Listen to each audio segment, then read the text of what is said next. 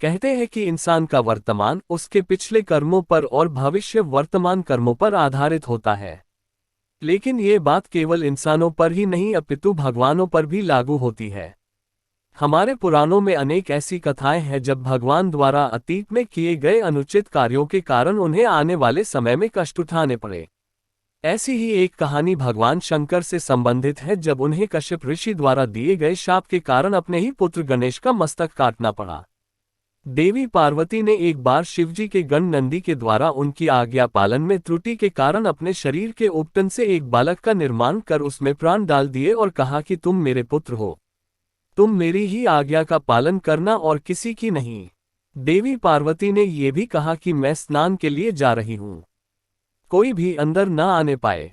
थोड़ी देर बाद वहां भगवान शंकर आए और देवी पार्वती के भवन में जाने लगे। ये देखकर उस बालक ने विनयपूर्वक उन्हें रोकने का प्रयास किया। बालक का हठ देखकर भगवान शंकर क्रोधित हो गए और उन्होंने अपने त्रिशूल से उस बालक का सिर काट दिया। देवी पार्वती ने जब ये देखा तो वे बहुत क्रोधित हो गई। उनकी क्रोध की अग्नि से सृष्टि में हाहाकार मच गया। तब सभी देवताओं ने मिलकर उनकी स्तुति की और बालक को पुनर्जीवित करने के लिए कहा।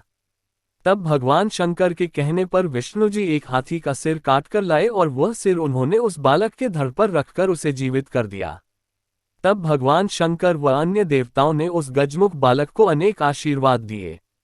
देवताओं ने गणेश, गणपति, विनायक, विघ्नहर्ता, प्रथम पूज्य आदि कई नामों से उस बालक की स्तुति की।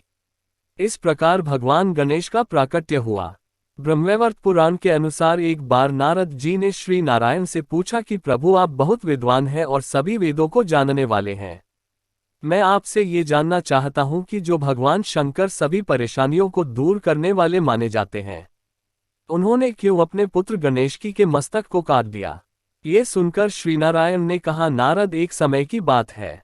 शंकर ने माली और सुमाली को मारने वाले सूर्य पर बड़े क्रोध में त्रिशूल से प्रहार किया।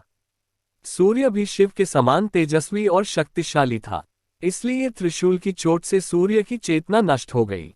वह तुरंत रथ से नीचे गिर पड़ा। जब कश्यप जी ने देखा कि मेरा पुत्र मरने की अवस्था में है, तब वे उसे छाती से लगाकर फूट फूट कर विलाप करने लगे। उस समय सारे देवताओं में हाहाकार मच गया। वे सभी भयभीत होकर जोर जोर से रुदन करने लगे।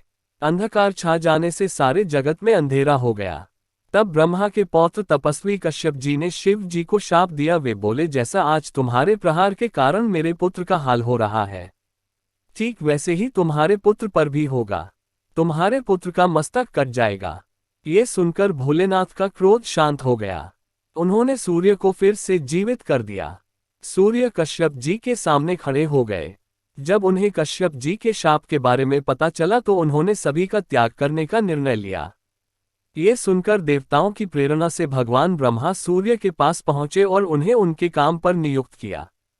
ब्रह्मा, शिव और कश्यप आनंद से सूर्य को आशीर्वाद देकर अपने अपने भवन चले गए।